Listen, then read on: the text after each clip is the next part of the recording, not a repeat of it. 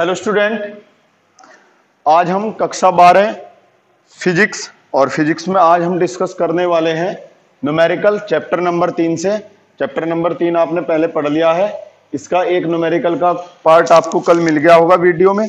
आज हम आगे न्यूमेरिकल पे बात करेंगे, ठीक है। तो हमारा जो नेक्स्ट न्यूमेरिकल है न्यूमेरिकल नंबर 12। न्यूमेरिकल में दिया है +10 माइक्रोकुलाम तथा -10 माइक्रोकुलाम के दो बिंदु आवेशों के बीच की दूरी 1 मीटर है।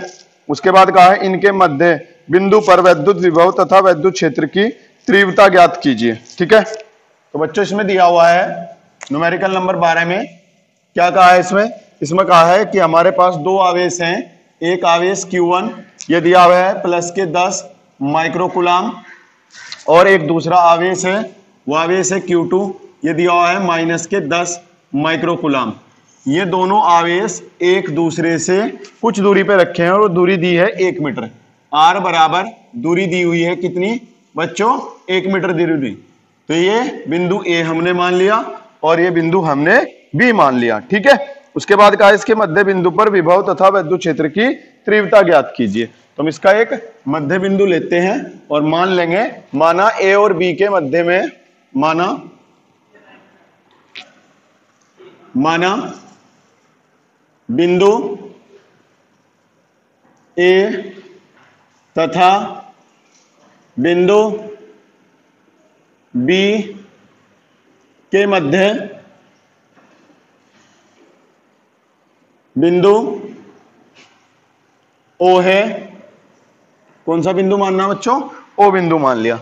अब हमें क्या करना है, ये जो मध्य बिंदु है वो इस पर पहले वैद्युत विभव और फिर वैद्युत क्षेत्र की तीव्रता ज्ञात करेंगे।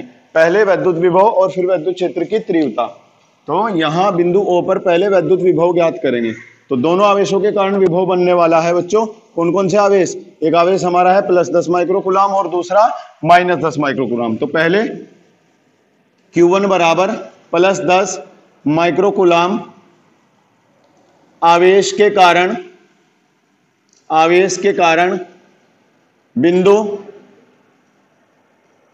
O पर वैद्युत विभव, बिंदु O पर वैद्युत विभव। आपको पता है दोनों बिंदुओं के बीच की दूरी 1 मीटर है। जब मध्य में हमने कोई बिंदु लिया है तो दूरी आधी आधी हो जाएगी। इधर भी दूरी कितनी होगी, 1/2 मीटर, और इधर भी दूरी कितनी होगी बच्चों, 1/2 मीटर। तो यहां जो दूरी होगी वो हमने R1 और ये ली है हमने 1/2 मीटर, ठीक है। तो विभव हम ज्ञात करेंगे बिंदु A से, तो जाएगा VA बराबर 1/4 पाई ε0 ये होता है Q/R। अब चार्ज हमारे पास है Q1 और दूरी R1, तो जाएगा विभव VA बराबर इसकी वैल्यू 9 × 10⁹ और जो Q1 है वो माइक्रोकुलाम में दिया है, तो आप इसको कुलाम में कन्वर्ट कर सकते हैं। कैसे, जब माइक्रोकुलाम को कुलाम में बदलते हैं तो गुणा करते हैं 10⁻⁻6 से, और 10⁻1 ये हैं तो जाएंगे 10⁻⁻5 कुलाम। तो जाएगा 10⁻⁻5 कुलाम बटे R1 कितना है हमारे पास 2। ये 2 घूम के ऊपर जाएगा, ये हो जाएगा 9 दूनी 18। तो VA बराबर हो जाएगा 18, 10⁻9 और 5 घटाएंगे तो 10⁻4। इतने वोल्ट का वैद्युत विभव होगा बिंदु O पर। कौन से वाले बिंदु के कारण, जो A से। अब की बार निकाल लेंगे बिंदु B से। क्या लिखेंगे, बिंदु B पर आवेश है हमारा Q2 बराबर -10 माइक्रोकुलाम। माइक्रोकुलाम को कुलाम में कन्वर्ट करेंगे, सेम जैसे हमने +10 को कन्वर्ट किया ऐसे ही -10 को वही आएगा 10⁻5 कुलाम। कितना आएगा बच्चों, 10⁻5 कुलाम आवेश आएगा। डिस्टेंस सेम है, यहां से भी वही दूरी R2 मान लेंगे इसको, यह है 1/2 मीटर। तब बिंदु B पर जो विभव, बिंदु B से बिंदु O पर जो विभव होगा वो होगा VB बराबर 1/4 पाई ε0 ये होगा Q2/R2। तो जाएगा VB बराबर इसकी वैल्यू होगी 9 × 10⁹ और Q2 का मान हमारे पास है -10⁻5 और बटे R2 है 1/2, ये सबसे ऊपर जाएगा। तो जाएगा VB बराबर यहां से 9 दूनी 18 और 10⁻9 प्लस के हैं और 5 माइनस के हैं, तो 9 में से 5 घटाएंगे तो 10 की घात कितना आएगा बच्चों 4, और ये कहीं का आएगा चिन्ह माइनस का। तब हमें चाहिए O पर कुल विभव। तब बिंदु O पर कुल विभव, तो इस पे जो कुल विभव होगा, विभव निकालने का फॉर्मूला V बराबर VA प्लस VB, तो जाएगा V is equals to, VA की वैल्यू हमारे पास है 18 गुणा 10 की घात 4 प्लस VB है माइनस के 18 गुणा 10 की घात 4, प्लस माइनस के हैं कैंसिल आउट होंगे, तो यहां जो विभव होगा वो 0 उर्फ 0, उर्फ 0। ठीक है, वीडियो को पॉज करें, नोट करें। उसके बाद इसी के सेकंड पार्ट में क्या कहा है कि विभव भी निकालना था और वैद्युत क्षेत्र की तीव्रता, विभव हमने ज्ञात कर लिया, अब निकाल लेंगे यहां से वैद्युत क्षेत्र की तीव्रता। तो अब निकालनी है वैद्युत क्षेत्र की तीव्रता, किस बिंदु पे निकालनी, सेम वही बिंदु दिया है O, मध्य बिंदु पर ही, तो यहां से वैद्युत क्षेत्र की तीव्रता निकाल लेंगे इस बिंदु पर।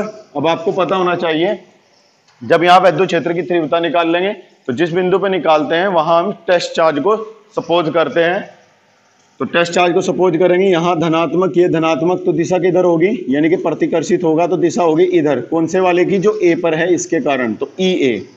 उसके बाद ये ऋणात्मक है, ये धनात्मक, तो इसके कारण जो दिशा बनेगी वो भी इधर, यानी कि EB, तो दोनों एक ही ओर होंगे। ठीक है, तो जो ध्यान रखना है, Q1 के कारण होगी दिशा वो इधर होगी, क्योंकि यहाँ प्लस है, ये भी प्लस है, तो प्लस प्लस प्रतिकर्षित होंगे दिशा इधर, ये माइनस है, प्लस यहाँ आकर्षित होंगे दिशा इधर। ठीक है, तो जो O पर विभव आएगा, सॉरी O पर जो वैद्युत क्षेत्र की तीव्रता होगी, बिंदु O पर वैद्युत क्षेत्र, तो यहां जो वैद्युत क्षेत्र बनेगा वो बनेगा E बराबर, अब हमें डायरेक्शन देखनी है कि वैद्युत क्षेत्र की तीव्रता की डायरेक्शन किधर है, तो दोनों एक ही ओर हैं, आपको पता होना चाहिए, जब दोनों एक ही ओर होती हैं तो हमेशा जुड़ती हैं, तो जाएगा EA प्लस EB, क्या होगा बच्चों, EA प्लस EB। ठीक है, तो सबसे पहले EA को फाइंड आउट करेंगे, Q1 हमारे पास है ही, तो E बराबर फॉर्मूला होता है 1/4 पाई एप्सिलॉन नॉट Q बटे R स्क्वायर।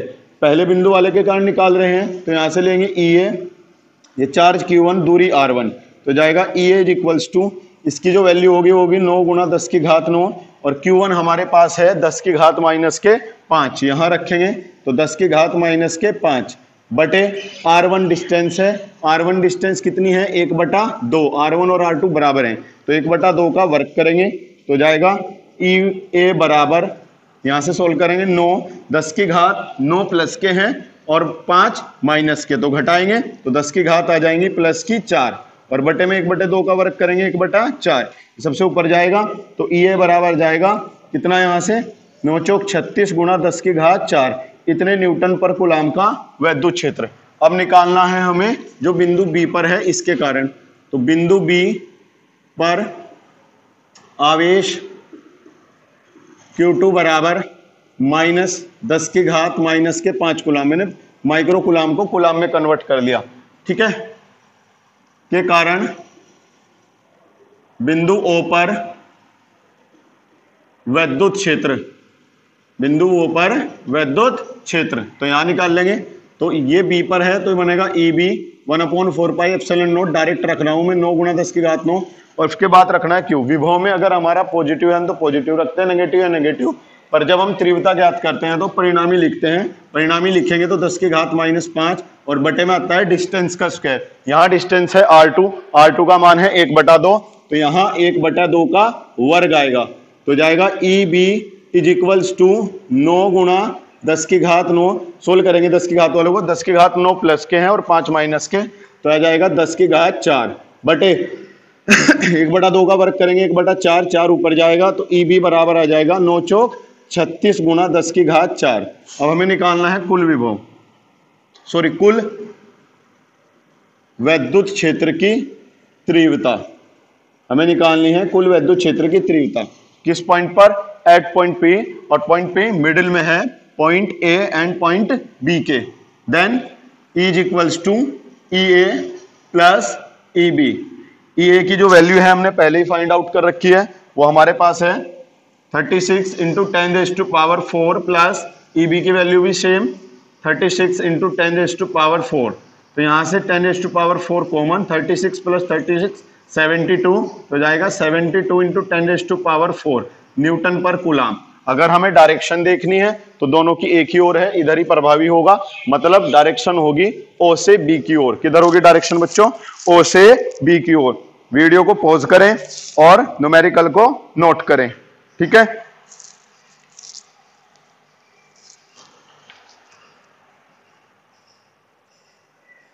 कर लिया? चलिए अब बढ़ते हैं नेक्स्ट न्यूमेरिकल की ओर।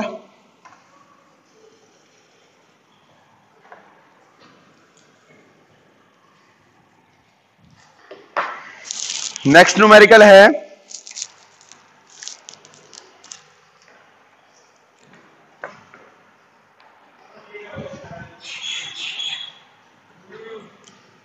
Numerical number 15।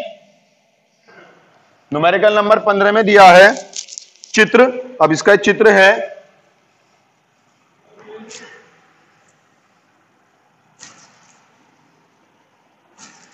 ये प्लस क्यू आवेश, ये माइनस के 3Q। उसके बाद ये दोनों एक दूसरे से 1 मीटर दूर हैं। कितनी दूर है बच्चों? 1 मीटर दूर हैं, ठीक है। मैं न्यूमेरिकल पढ़ रहा हूं। चित्र के अनुसार आवेशों को मिलाने वाली रेखा, ये आवेशों को मिलाने वाली रेखा है कि बिंदुओं पर नंबर 1 विद्युत विभव, ठीक है, नंबर 2 विद्युत क्षेत्र। ये पूछ रहा है कि कहां शून्य होंगे। क्या पूछ रहा है? कि दोनों के दोनों कहां शून्य होंगे, ठीक है। तो आपको पता है इसको मिलाने वाली रेखा पर हमें क्या करना है, हमेशा ही जब भी हम रखते हैं तो हमेशा हमें देखना है कि इसमें जो चार्ज है हमारे पास, एक -3Q दिया है और दूसरा दिया है +Q। दो चार्ज दिए हुए हैं बच्चों, एक दिया हुआ है हमारे पास +Q, दूसरा है -3Q। तो हमें इसके बीच में कोई एक पॉइंट लेना है जहां पर इसकी विद्युत क्षेत्र की तीव्रता क्या होगी? शून्य होगी। हम विद्युत क्षेत्र की तीव्रता से ही पूरे क्वेश्चन को सोल्व कर सकते हैं, विभव की हमें कोई जरूरत नहीं होगी। अगर आप चाहो तो लास्ट में फाइंड आउट करके विभव निकाल सकते हो, वो भी आपका शून्य ही आएगा। अब हमें देखना है कि +Q और -3Q चार्ज में बड़ा कौन सा है। बड़ा जब हम देखते हैं तो दोनों के परिणामी से हमें देखना है, तो हम +Q का देखना है, यहां परिमाण क्या होगा, और -3Q का देखना है। तो दोनों का जो परिमाण आएगा, इसका आएगा Q और इसका आएगा +3Q। अब हमें देखना है कि चार्ज कौन सा बड़ा है। अगर हम परिमाण की बात करें तो चार्ज हमारा जो बड़ा होगा वो 3Q होगा और जो छोटा चार्ज होगा वो Q होगा। तो जब भी हम कोई बिंदु लेते हैं जहां विद्युत क्षेत्र की तीव्रता शून्य हो, तो हमेशा ही छोटे वाले के पास लेते हैं। तो हमने यहां ये इस वाले चार्ज से x दूरी पर कोई बिंदु लिया है, ठीक है बच्चों। तो ये बिंदु हमने ले लिया है, इस बिंदु को हम कहेंगे A, ये B, और यहां पर इसके बीच में कोई बिंदु हमने क्या लिया है? C लिया है। कौन सा बिंदु लिया है बच्चों? C लिया है। अब डिस्टेंस जो होगी B और C के बीच की, ये टोटल दूरी हमारी 1 मीटर है। x इधर हमने दूरी मान ली है, तो ये जो दूरी बचेगी वो बचेगी हमारी 1 - x मीटर। कितनी बचेगी बच्चों? 1 - x मीटर बचेगी। तो सबसे पहले यहां विद्युत क्षेत्र की तीव्रता आपको पता होना चाहिए। ये जो हमारा यहां पर चार्ज है, इसको हम लेते हैं धन परीक्षण आवेश। कौन सा लेते हैं बच्चों? धन परीक्षण आवेश लेते हैं। इस धन परीक्षण आवेश और ये भी धनात्मक, तो दोनों के कारण ए की जो दिशा होगी वो बनेगी EA, क्योंकि यहां से प्रतिकर्षित होगा तो बनेगी C से B की ओर, और ये ऋणात्मक है, ये धनात्मक, तो यहां जो दिशा बनेगी वो इधर ही बनेगी। तब सबसे पहले +Q आवेश के कारण, +Q आवेश के कारण बिंदु C पर विद्युत क्षेत्र, बिंदु C पर विद्युत क्षेत्र, और विद्युत क्षेत्र का फॉर्मूला होता है E बराबर 1/4πε0 Q/r², ठीक है। अब ये जो विद्युत क्षेत्र है, ये +Q आवेश किस बिंदु पर है? A पर। तो विद्युत क्षेत्र को लिखेंगे EA। 1/4πε0 का मान 9 × 10⁹ Q होता है परिणामी आवेश। तो A पर कौन सा आवेश है? +Q, मतलब Q बटे में आता है दूरी का वर्ग। दूरी कितनी है बच्चों? यहां से x, तो आ जाएगा x²। कितना आएगा बच्चों? x² आएगा, ठीक है। इसी प्रकार अब हम जो निकाल लेंगे वो निकाल लेंगे यहां से B वाले के कारण। तब -3Q आवेश के कारण बिंदु सी पर वैद्युत विभव, बिंदु सी पर वैद्युत विभव। अब बी के कारण निकलेगा तो वैद्युत क्षेत्र, सॉरी वैद्युत क्षेत्र, तो हो जाएगा E B is equals to 1/4πε0 का मान होगा 9 गुणा 10⁻9। उसके बाद जो हमारे पास आवेश दिया हुआ है -3q है, पर परिणामी रखेंगे, ये होगा 3q upon distance square. Distance कितनी है बच्चों? 1 - x का स्क्वायर है। कितनी है? 1 - x का स्क्वायर। आपको पता है जब शून्य होता है तो उस समय उस बिंदु पर जो हमारी तीव्रताएं होंगी वो दोनों आपस में क्या होंगी? बराबर होंगी। ठीक है, ये मैंने चैप्टर फर्स्ट के न्यूमेरिकल में भी डिस्कस किया था। ठीक है, वहां से बच्चे अच्छे से समझ लेंगे। तो जाएगा ई ए हमारे पास कितना दिया है? 9 गुणा 10⁻9 क्यू बटे एक्स स्क्वायर। ई भी कितना दिया है बच्चों? 9 गुणा 10⁻9 3q अपॉन 1 - x का स्क्वायर। ये कैंसिल आउट होंगे यहां से, और q से q कैंसिल होगा तो 1 अपॉन यहां से होएगा x स्क्वायर और यहां से होगा 3 अपॉन 1 - x का होल स्क्वायर। इसको हम लिख सकते हैं 1 अपॉन x का होल स्क्वायर, और ये आएगा √3 अपॉन 1 - x इस पूरे का होल स्क्वायर। तो जाएगा 1/x is equals to √3 upon 1 - x। Cross multiply करेंगे, √3 इज इक्वल्स टू 1 - x, इसको इधर लेके आए, √3x plus x is equals to 1, x common लेंगे, √3 प्लस 1 बराबर कितना आएगा? 1। तो यहां से आ जाएगा x बराबर 1 बटा √3 प्लस 1। तो x बराबर, सोल्व करेंगे इसको तो इसके संयुग्मी से ऊपर नीचे मल्टीप्लाई, तो जाएगा √3 - 1, और इसकी इसमें करेंगे तो कितना आएगा आंसर? यहाँ से a - b a + b का होल स्क्वायर बनेगा। तो क्या बन जाएगा यहाँ से? ये हो जाएगा √3 का स्क्वायर और -1 का स्क्वायर। तो x इज इक्वल्स टू आएगा √3 का मान 1.73 - 1, √3 का करेंगे 3, 1 का 1, तो x बराबर आ जाएगा 0.73 बटे 2। 2 से इसको डिवाइड करेंगे तो कितना आ जाएगा? x इज इक्वल्स टू यहाँ से आ जाएगा 2 तिये 6 और 2 छकी 12। तो x बराबर आ जाएगा 0.36 मीटर। पूछ रहा था कितनी डिस्टेंस पर रखा जाए, तो 0.36 मीटर डिस्टेंस पर रखा जाए। ठीक है बच्चों।